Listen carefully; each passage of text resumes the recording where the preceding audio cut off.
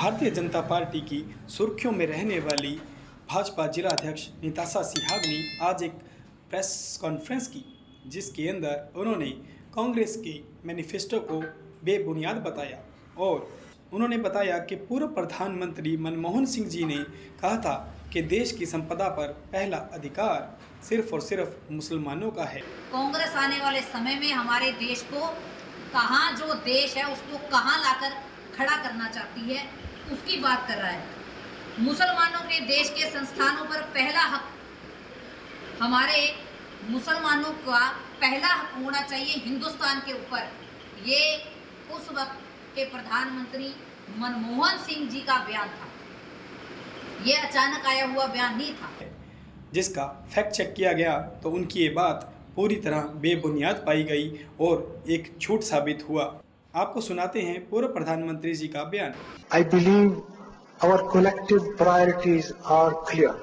Agriculture, irrigation and water resources, health, education, critical investment in rural infrastructure and the essential public investment needs of general infrastructure, along with programs for the uplift of scheduled castes, scheduled tribes, other backward classes, minorities and women and children.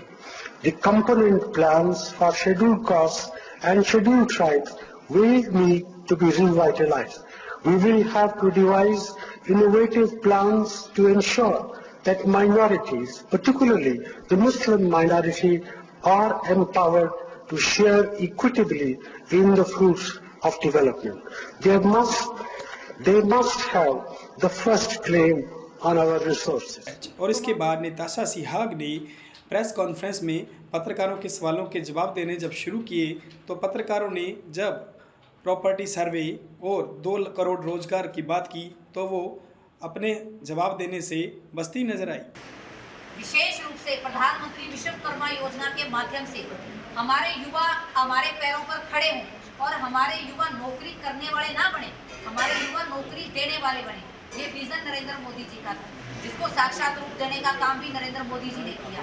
हमारे हरियाणा के अंदर ये विशेष रूप से रहा कि बिना खर्ची बिना पर्ची हरियाणा के अंदर संभव नहीं है, लेकिन बिना खर्ची बिना पर्ची सरकारी नौकरियां आज लग रही हैं।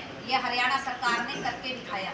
और जहां तक बात है कि हमारे और काम कितने करने वाले हैं, 70 साल कांग्रेस ने राज किया, लेकिन आज तक एक भी अपना विषय पूरा नहीं किया।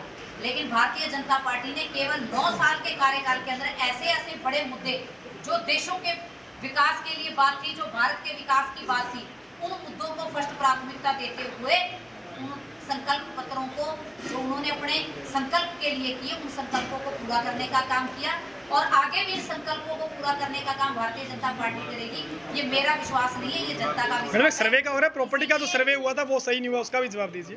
जो हमारे कार्य शुरू किए गए हैं उनको कार्य को शुरू करने के लिए भी थोड़ा समय लगा, क्योंकि ये व्यवस्था बदलने की बात है और जब व्यवस्था हमें एक घर से दूसरे घर में भी शिफ्ट हो जाए तो हमें पूरा समय लग जाता है। तो ये व्यवस्था तो 70 सालों से बिगड़ी हुई थी। 70 सालों की व्यवस्था को सुधारने के लिए नहीं मैडम, वो सर्वे मनोहर लाल खट्टर की सरकार ने किया था, पहले नहीं हुआ था प्रॉपर्टी का। ये प्रॉपर्टी का सर्वे भी जनता की आवाज पर हुआ ताकि जिन्होंने नाजायज प्रॉपर्टियों के ऊपर कब्जे कर, लेकिन 99% गलत हुआ ना, सही स्थान मिल सके, उनका सही उपयोग हो सके और जिनकी वो प्रॉपर्टी है उनको उनका सही अधिकार मिल सके। आप सबका बहुत बहुत